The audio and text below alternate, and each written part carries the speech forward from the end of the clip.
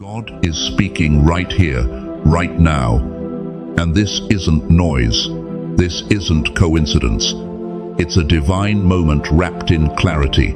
He's not whispering anymore. He's saying it loud. Let's go. Not later. Not when everything feels safe or sorted. Tomorrow. That's when the shift begins. And no, this isn't about chasing a date on a calendar.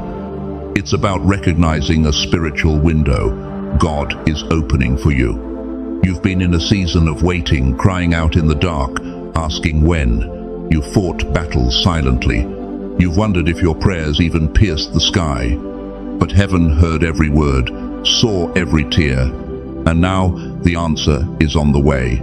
Not as a maybe, not as a possibility, as a promise that's already moving. Isaiah 60:22 says, "When the time is right, I, the Lord, will make it happen." And guess what? The time is right. The delay has broken, the silence has lifted. This is your signal to prepare not just your suitcase, but your soul. Clean the clutter, lighten the load. Make room, because what's coming will not fit into the old version of your life. No, you won't understand it all. God doesn't need you to. He's not handing out blueprints. He's giving you an invitation, and when he says, "Let's go," it's not a suggestion. It's a breakthrough in motion. You were chosen for this moment, and deep down, you know it. If something in your chest is stirring, that's your spirit saying yes. So don't scroll past. Stay with me. We're about to pray over this next step together, and something will shift. Now, if you're ready to walk into your purpose with faith, not fear, type Amen in the comments. Let heaven see your agreement. Let hell hear your commitment. And let your own heart feel the power of saying yes to the call. You're not too late. You're right on time. God said, "Let's go." And this time, you're going with him. Something sacred is unfolding. Not in a distant future, not in a far-off season tomorrow, but not just any tomorrow. This is a divine appointment written into your story before time itself began. Long before you were formed in the womb, before you breathed your first breath, this hour was etched into God's plan. You may not see it, but heaven has already moved on your behalf. What feels like sudden change is actually ancient design finally arriving at your doorstep. Think of Esther.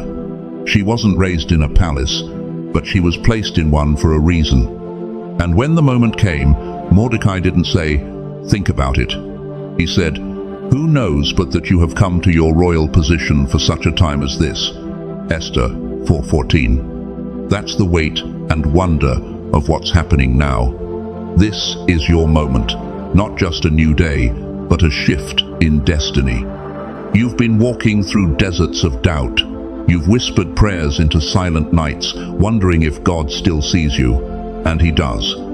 The silence wasn't absence, it was preparation. He has been building the road beneath your feet while you've been standing still. Now the time has come to move, not just physically, but spiritually, emotionally, mentally. This isn't about changing location. It's about stepping into a higher calling, a deeper alignment. A life that finally reflects the promises God whispered to you when no one else was listening. But movement requires readiness. Imagine you're standing in your room, suitcase open. What do you take with you? Not clothes, but courage. Not shoes, but wisdom earned through every fire you've walked through. Pack your faith, your resilience, your praise from the midnight hours. But just as importantly, know what to leave behind. The shame, the self-doubt, the voices that said, "You're not enough." Like the Israelites who had to leave Egypt behind, even in mindset, you cannot take the chains of your past into the freedom of your future. God is not just calling you out, he's calling you up. Isaiah 43:18-19 says, "Forget the former things. Do not dwell on the past. See, I am doing a new thing. Now it springs up. Do you not perceive it?" A new thing is springing up right beneath your feet. This is a spiritual relocation. You're not being sent into the unknown, you're being placed into something prepared. Like Ruth stepping into the field, not knowing it belonged to Boaz. Your obedience is leading you straight into favor. You didn't miss it. You're not late. You're right on time. So, what do you do in this countdown? You stay alert, stay humble, keep your spirit uncluttered so you can hear the instructions clearly. The countdown isn't a pause, it's a charge. Every second is soaked in purpose. This is the stillness before the curtain rises, the quiet right before resurrection. When Jesus said, "Lazarus, come out," the stone had already been rolled away. The command didn't come with explanation, it came with power. And when God speaks over your life now, it won't be to ask, it will be to awaken. So don't underestimate the silence. It's the final inhale before release. Don't resist the urge to pack light. What's ahead will require room to grow, space to breathe, and a heart unburdened by the old weight. What's coming isn't just a new day, it's a new way of living. And tomorrow begins the rest of your life. Right now, whether you realize it or not, you are standing in a sacred in-between, a space where the old has begun to fade, but the new has not yet fully arrived. It's like watching the tide shift, knowing something powerful is happening beneath the surface, even though the shoreline hasn't yet changed. Spiritually, emotionally, mentally, you are straddling two dimensions. The life you've known, the one shaped by pain, delay, and misunderstanding, is slowly releasing its grip. But the life you were always meant to live, the one designed by God with intentionality, healing, and favor, is already beginning to rise on the horizon. This is not a void. This is a spiritual threshold, a holy tension, a divine cocoon where transformation happens out of sight. And though this moment may feel confusing, like you're suspended between what was and what will be, it is exactly where God does his most mysterious and miraculous work. It is where he prepares you, not just to enter a new season, but to become someone who can carry the weight and beauty of that season. The old timeline held its lessons. It was not wasted. The pain you endured did not disqualify you, it refined you. Those lonely nights when your prayers felt like they bounced off the ceiling, God heard every word. The unanswered doors, the missed chances, the friendships that faded, the betrayals you never saw coming, they were all part of the soil where your roots grew deep. As Psalm 126:5 says, "Those who sow with tears will reap with songs of joy." You have sown much. Now God is preparing the harvest. But before you cross over, there is a choice, a letting go. Not everything can come with you into the life God is unveiling. Some patterns, some memories, some self-perceptions have to be released, not because they were meaningless, but because they are now too small for the future ahead. God isn't just changing your surroundings. He's changing your identity. You're not who you were, and you won't be going back to the version of yourself shaped by survival. This moment echoes the story of Abram, who was told in Genesis 12, "Go from your country, your people, and your father's household to the land I will show you." No map, no details, just a promise and a call to trust. Abram didn't just change his location, he became Abraham, the father of nations. And that shift didn't happen by clinging to comfort. It came through obedience in the unknown. You too are being called out. Not just physically, but spiritually called out of scarcity thinking, out of self-doubt, out of narratives that tell you you're too late or not enough. You are not too broken. You are not forgotten. You are not stuck. You are becoming. Crossing into this God-prepared reality means shedding the weight of yesterday. Hebrews 12:1 urges us to throw off everything that hinders and the sin that so easily entangles, so we can run with perseverance the race marked out for us. You cannot run freely if you're dragging chains from a cause chapter that's already closed.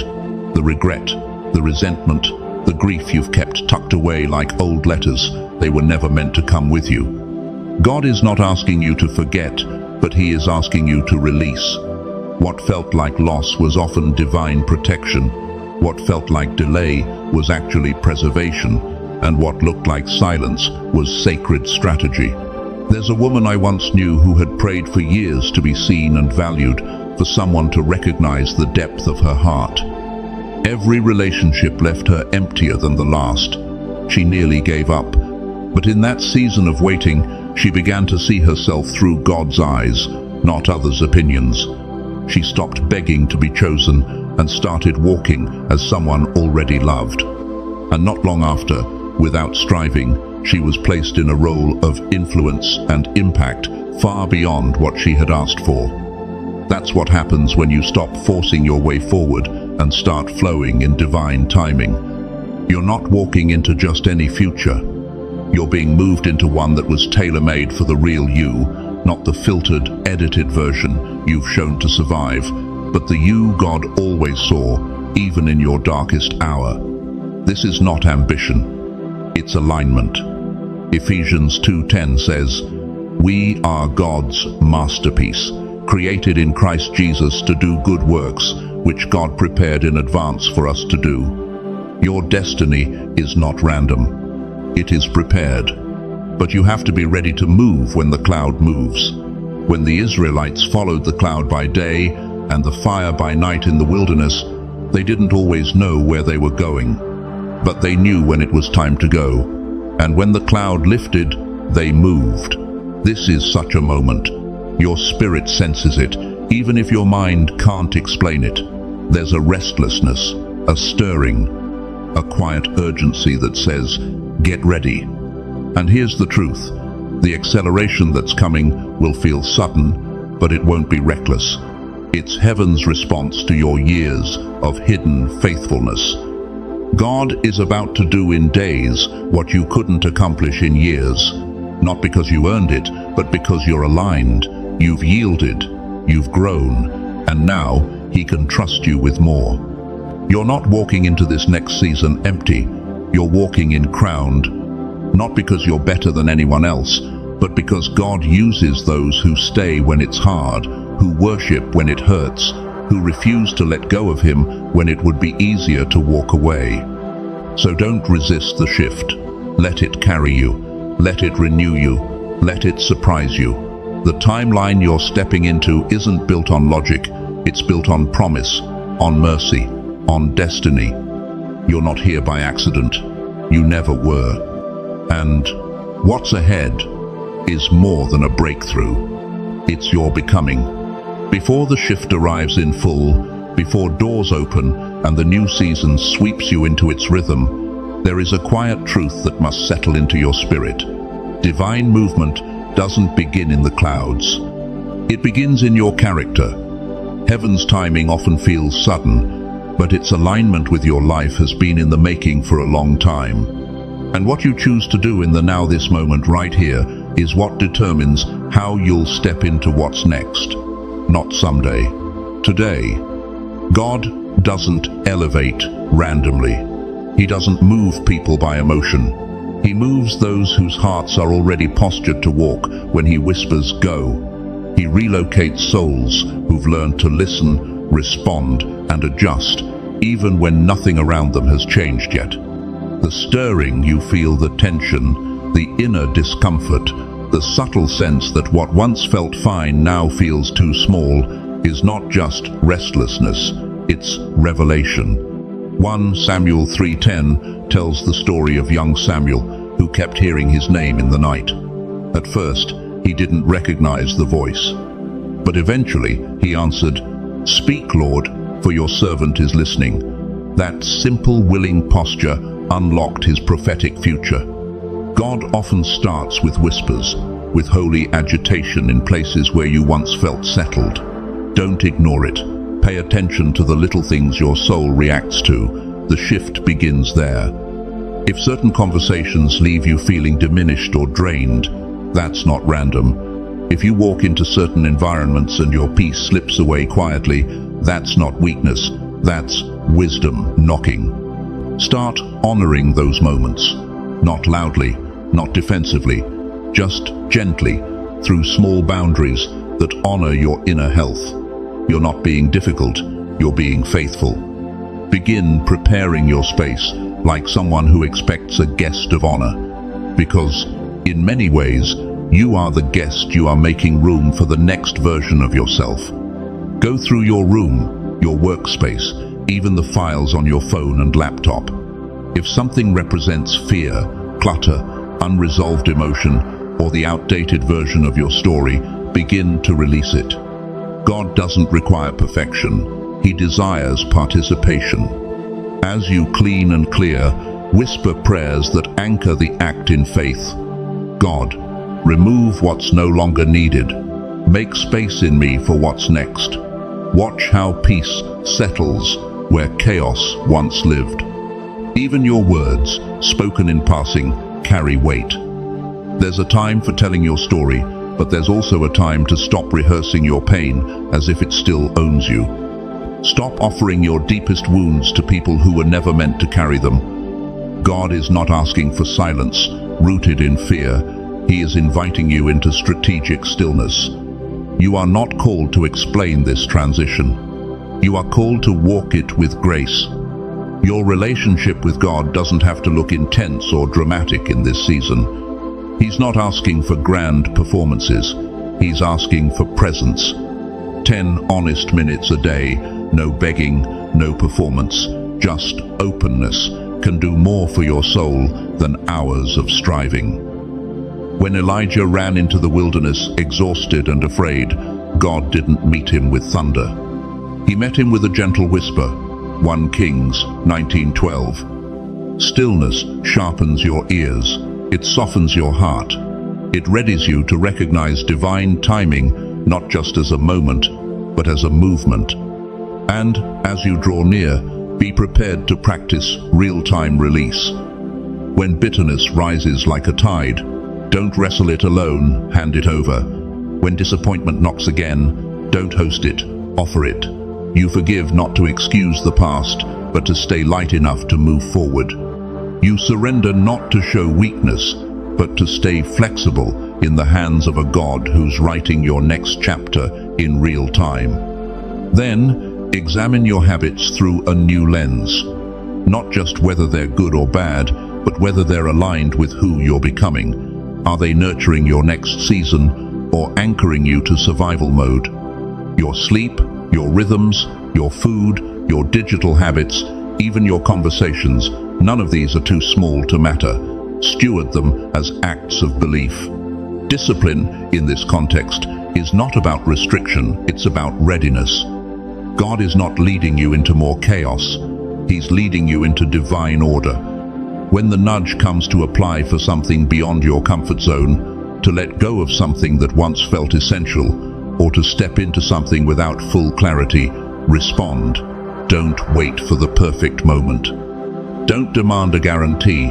Obedience in the small creates momentum for the monumental. You don't need to see the full blueprint. You just need to trust the builder. This is how you prepare, not by striving, but by steady, faithful action. Each quiet yes becomes a brick in the path toward what God has already written. As you live this way, the tension of waiting shifts. You'll notice that the panic begins to ease. Peace takes its place. Urgency is replaced with deep trust. Clarity grows, and you no longer feel the need to rush, because you'll understand that preparation isn't passive. It's the loudest declaration of trust you can offer. It says, I believe God is coming through, and I'm getting ready to receive Him. This is the sacred rhythm of transition. This is the quiet work that shapes the loud breakthrough. And you, right now, are right in the middle of it. Everything, every moment, every heartbreak, Every delay has been part of a divine arrangement far more intricate than you could have imagined.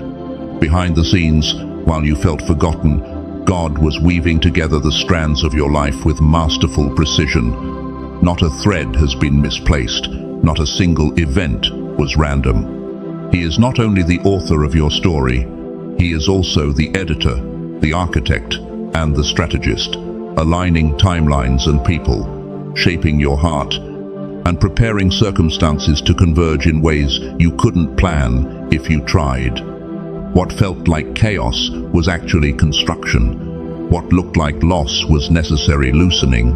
Even the closed doors, the ones that left you aching in confusion, were part of the blueprint. Psalm 147:3 says, "He heals the brokenhearted and binds up their wounds." But often, that healing happens while we're still walking through the unknown. You didn't miss it. You didn't fall behind. You were being aligned, refined, and positioned not for comfort, but for calling. God's alignment doesn't require your perfection. It requires your surrender. He doesn't wait until you have it all figured out. He waits until your heart is ready to carry the weight of what He's about to release.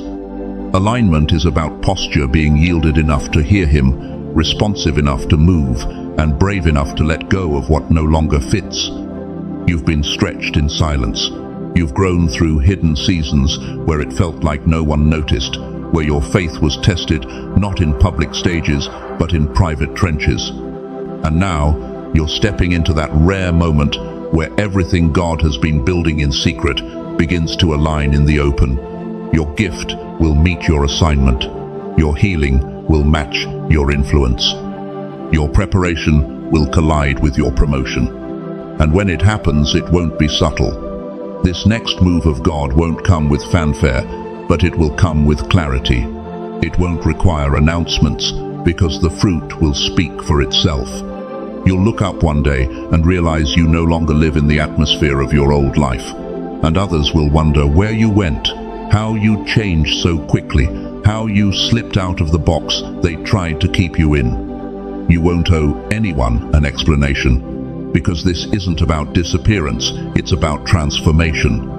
Just as Moses came down from Mount Sinai with his face radiant, unrecognizable, after encountering the presence of God, Exodus 34:29, you will return to the world carrying evidence of where you've been and who you've become.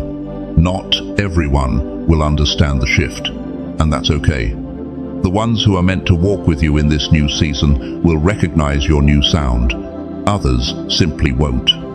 You're not just changing scenes, you're changing dimensions. The version of you that was once overlooked, underestimated, even mistreated, that version has served its purpose. But it's not the version crossing over.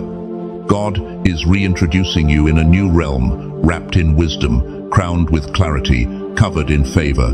Where you once begged for validation, now you will be trusted with influence. Where you once felt invisible, now you will be seen and sent. This is not ego, it's elevation. You will feel it before you see it. It begins subtly. The conversations that once excited you will now feel hollow. The rooms you used to fit in will suddenly feel too tight. The places that once felt like comfort will now feel like compromise, and you'll wonder, why am I no longer at peace here? But that discomfort is your confirmation. God is gently disconnecting you from what you've outgrown, not to punish you, but to prepare you. This is the cost of expansion. It's not always loud, but it's always real. Your spirit is awakening to a new frequency, one that refuses to settle for less than what it was made for. It's why you feel the tension. It's why you sense the need to move without fully knowing where. This mirrors the story of the prophet Elisha. When Elijah's mantle was placed upon him, 1 Kings 19:19-1, he didn't just follow the call, he burned the plow.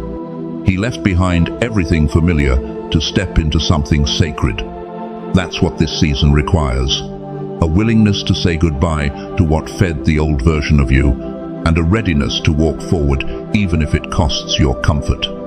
You've prayed for the new doors, but they require a new you, and that means you can't shrink to fit into places that were only meant to grow you, not contain you. You can't lower your light to make others more comfortable with your breakthrough. If your presence makes others uncomfortable, let it be a sign that you've shifted, and keep moving. Yes, the past will try to call you back.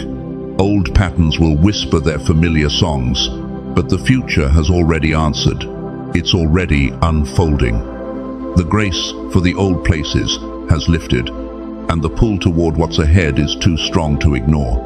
And when the moment comes, and it will, when you feel the undeniable sense that something has changed, that you no longer belong where you once did, don't fight it. Don't mourn what no longer fits. That's not arrogance. That's confirmation. The friction you feel is evidence of your growth. Let the shift be quiet if it needs to be. Let the exit be unseen. Let the transformation be undeniable. You're not walking away from who you were. You're stepping into who you truly are. Not lost, not late, aligned. As this new timeline opens before you, there is a deeper transition taking place, one that often goes unnoticed, yet is just as crucial as any outward change. It is not the shift in circumstances that challenges most people. It is the shift in response to blessing. When you've spent years in survival mode, learning to navigate disappointment and defend your heart from repeated pain, the presence of peace can feel unfamiliar. Not because you don't deserve it, but because your system doesn't yet recognize it as safe. For a long time, you were trained by struggle. Your body learned how to stay alert, how to anticipate loss, how to manage chaos like it was normal. You became fluent in exhaustion, skilled at holding things together while everything around you unraveled. That version of you was strong, but that strength came at a cost. It shaped how you saw yourself and how you expected the world to treat you.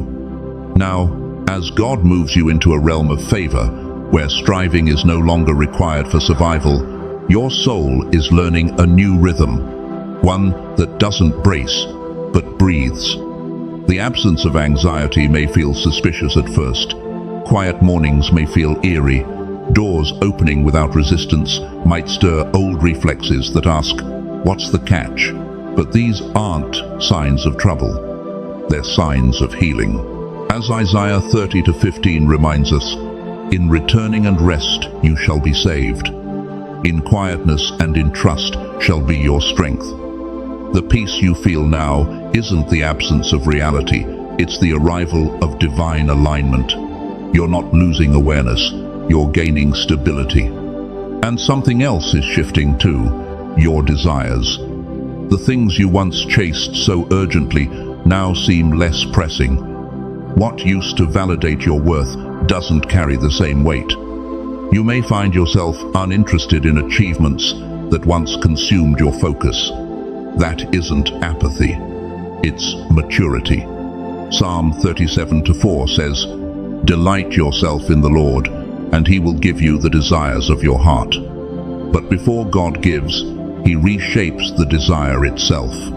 He purifies your hunger so it can lead you into what truly sustains. You're not losing ambition, you're gaining wisdom about what actually feeds your soul. And joy, perhaps the most misunderstood emotion in seasons of transition, begins to evolve. It's no longer the explosive highs that crash just as quickly. It becomes quieter, more rooted. It flows like a steady stream instead of crashing waves. This joy doesn't beg for attention. It doesn't require constant affirmation. It's the kind of joy that lets you smile in solitude, the kind that doesn't leave when opinions change, the kind that quietly walks with you through every room you enter. But with increase comes something else, responsibility. Not the burdened kind that wears you down, but the sacred kind that invites you to steward peace. In this realm, you're not called to perform for your worth. You're called to preserve your stillness. And that stillness becomes a form of strength. You no longer feel the need to prove you belong in every space. You understand your value isn't up for debate. Your soul learns to settle. Sometimes, though, peace brings an unexpected companion: grief. Not grief for what you lack now, but for how long you lived without what should have always been yours. You may look back and feel a heaviness, realizing how long you normalized dysfunction, how often you blamed yourself for things you never caused. Let that grief come. Don't resist it. Let it honor your past, then release it so you can live freely in the present. This kind of healing, this deep, invisible reorientation, is what allows you to sustain what God gives. Many can receive breakthrough, but few can remain in it without falling back into the old habits, old expectations, old fears. That's why God is not just changing your situation, He's expanding your capacity, teaching you how to live without suspicion, how to breathe without bracing, how to stay open when you've been taught to protect. This is what makes the relocation permanent. Understand this. The new timeline doesn't always feel loud or dramatic. It's not about high emotion. It's about clarity. It doesn't demand every ounce of your energy. It actually restores what was drained. You'll know you've entered it not because everything outside looks different, but because you respond differently. You pause before reacting. You listen longer. You don't need to defend your growth. You let your fruit speak. The shift becomes most evident when your inner life stops resisting goodness. When your nervous system no longer prepares for disaster the moment something goes right. When peace feels normal and chaos feels foreign. When you stop rehearsing worst-case scenarios and begin expecting God's faithfulness to show up again. And it will. It always does. This is when you know you are no longer visiting your breakthrough, you are living in it. You're not just seeing new doors open, you're becoming someone who can walk through them with grace. You're not just receiving more, you're learning how to hold it without fear of it slipping away. You're not just being blessed, you're being rebuilt. And the truest sign that you've relocated? You've stopped preparing for the worst. And you've started staying when the good arrives.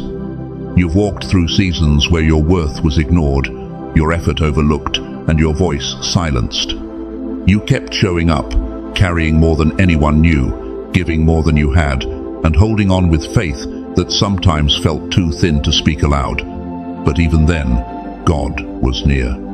You were never created to live in survival forever. That season served a purpose, but it was not meant to become your identity. What lies ahead is not simply better, it's blessed. What you're stepping into is not a slightly improved version of the past. It's a completely redefined reality, one drenched in divine favor. And this new realm carries promises from God that aren't distant or vague. They are personal, precise, and powerful. Respect, provision, wholeness, peace. These aren't just hopeful ideas. They're covenant truths. They are part of the inheritance prepared for those who've endured, who've trusted when nothing made sense, who've kept walking through fire without losing their worship. Respect means no longer shrinking to be palatable, no longer explaining your value to people who were never equipped to see it. Proverbs 18:16 says, "A person's gift makes room for them and brings them before the great." God is positioning you now not in places where you must beg to be heard, but in rooms where your presence carries weight and your voice is received with honor. Wealth, in this kingdom sense, isn't just about money. It's about enough. Enough to rest, enough to give, enough to bless others without bankrupting your soul. Deuteronomy 28:11 speaks of the Lord granting abundant prosperity. And it's not prosperity to flaunt, it's to fulfill purpose. You will no longer labor from lack, you will flow from overflow. Health, true health, is not just absence of sickness, it's alignment. It's restoration in body, mind, and spirit. The weariness that once settled in your bones is being lifted. The mental battles that once defined your mornings are being silenced. God is restoring strength to the weary and renewing minds weighed down by years of silent struggle. Jeremiah 30:17 promises, "I will restore you to health and heal your wounds." This is that promise unfolding. And peace, that sacred stillness, is no longer a fleeting moment. It will become your atmosphere, not just the absence of conflict, but the presence of God Himself surrounding you like armor. Isaiah 26:3 says, "You will keep in perfect peace those whose minds are steadfast, because they trust in you." That peace is coming not as a reward for your perfection, but as a gift for your persistence. But here's the truth. This path you're walking doesn't run through the familiar. It leads through the unknown, the unfamiliar, the sacred wilderness where only obedience will carry you forward. Like Ruth, who left everything she knew behind to walk into fields she didn't own and found favor waiting there, so you, too, must walk by faith. You must be willing to leave behind what is comfortable in order to step fully into what is called. There is no room for old pain in this new place, not because the pain wasn't real, but because it no longer holds the power to define you. Carrying old wounds into new promises is like tracking mud across a marble floor. It doesn't belong. You are being invited to heal now, not just survive. What once broke you no longer has permission to bind you. Forgiveness, yes, even of yourself, is the doorway. Not for their sake, but for yours. The armor you wore to survive isn't needed here. It's time to lay it down and walk lighter. This new chapter doesn't require defense. It requires trust. You're not just stepping into a better day, you are undergoing a divine relocation. Your spiritual zip code is changing. The atmosphere around you is being rewritten. Everything, your thoughts, your relationships, your mission is being recalibrated. You're not leveling up, you're being transformed. And the shift will touch every area of your life. Just as Jacob wrestled with God in the dark and walked away with a limp and a new name, you too are leaving behind the old version of yourself and emerging with a new identity, marked, renamed, and anointed. And yes, this change may look invisible at first. Others may not notice it, but you will. You'll feel the weight of old cycles fall off. You'll realize the doors that used to resist you now swing wide. The divine migration has begun. This is not temporary. God is not preparing you to go back. You've been through too much to return to smallness. You've grown too deeply to fit the old mold. This move is permanent. Let this truth settle deep in your spirit. You have been chosen, not randomly, not as a backup plan. Chosen by a God who knew your name before you were born, who saw every silent breakdown, every whispered prayer, every night you almost gave up.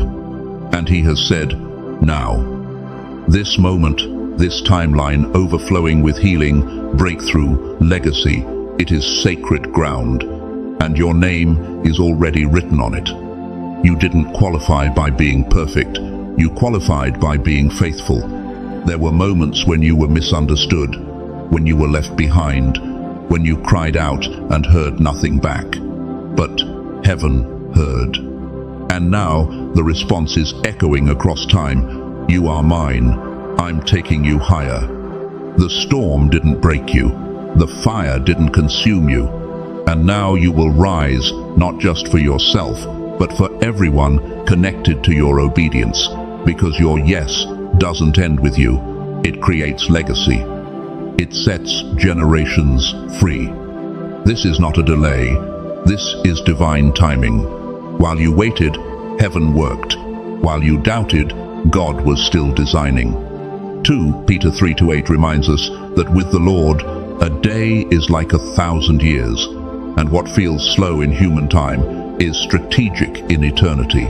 What once took years will now happen in days. The slow burn is turning into sudden fire. The divine acceleration that once passed you by is now overtaking you. If you felt the tug, a quiet, persistent pull in a direction you can't explain. This is your confirmation. It's not confusion, it's divine current. You are being carried now, not by chaos, but by calling. There's a movement beneath the surface of your life, a river flowing where your feet can no longer control the pace. Like Ezekiel, wading into deeper water, Ezekiel 47. There comes a moment when you can no longer stand on your own, and that's exactly where God takes over. To those around you, this may look like risk. It may seem reckless, but this journey isn't being mapped by logic. It's being led by spirit. You are being drawn into a life that makes no sense to the flesh, but every sense to your soul. The familiar can no longer contain you, and that disconnection you feel, it's not dysfunction, it's destiny calling. So, release the need to control. Let go of the oars. You're not being led into uncertainty, you're being pulled into purpose. The river will carry you, the doors will open. The provision will meet you there. And when you arrive where your soul has always known it belongs, it will not feel like ambition fulfilled. It will feel like home. Because that's what this is. Not the end of your journey, but the place you were always meant to become. Everything you once leaned on, the roles, the routines, the relationships, the systems that made your life feel safe, they're starting to shake. The ground beneath your feet, once so familiar, is shifting. At first, it might feel like loss, like things are falling apart for no reason. But this is not destruction. This is divine dismantling, a sacred unraveling of what no longer fits where God is taking you. You see, God never allows what holds you back to stand for too long. When he sees that the structure around you, however comfortable or familiar, has started to limit what he's forming inside you, he begins to remove it, not out of cruelty, but out of love. Hebrews 12:27 says, "The removing of what can be shaken, that is, created things, so that what cannot be shaken may remain." That's what's happening. What once stabilized you is now being stripped away, so what is eternal in you can rise without resistance. The things that once made you feel secure now feel suffocating. The environment that once affirmed you now exhausts you. Why? Because your spirit has expanded beyond the space you're in. Like a tree whose roots outgrow the pot, staying small would mean slowly dying. God is breaking the container, not to leave you exposed, but to make room for your becoming. Think of David. Before he was king, he was a shepherd, faithful in the field. He had no throne, no royal robe, only a sling and a heart after God. But when the time came, the field could no longer hold him. The palace awaited, and yet before he ascended, there was chaos, resistance. Saul hunted him. His reputation was questioned. He was forced to leave what was safe. But none of it was a setback. It was all part of the elevation, the tension before the throne. That's what many of you are living through now. It's not collapse, it's release. Release from roles that were never your calling. Release from relationships that were only assigned to your former season. Release from rhythms that numbed your purpose instead of nurturing it. You're not falling, you're rising, and the old scaffolding is coming down because it was never meant to hold the weight of who you're becoming. So, let it fall. Let the pieces of the past settle where they may.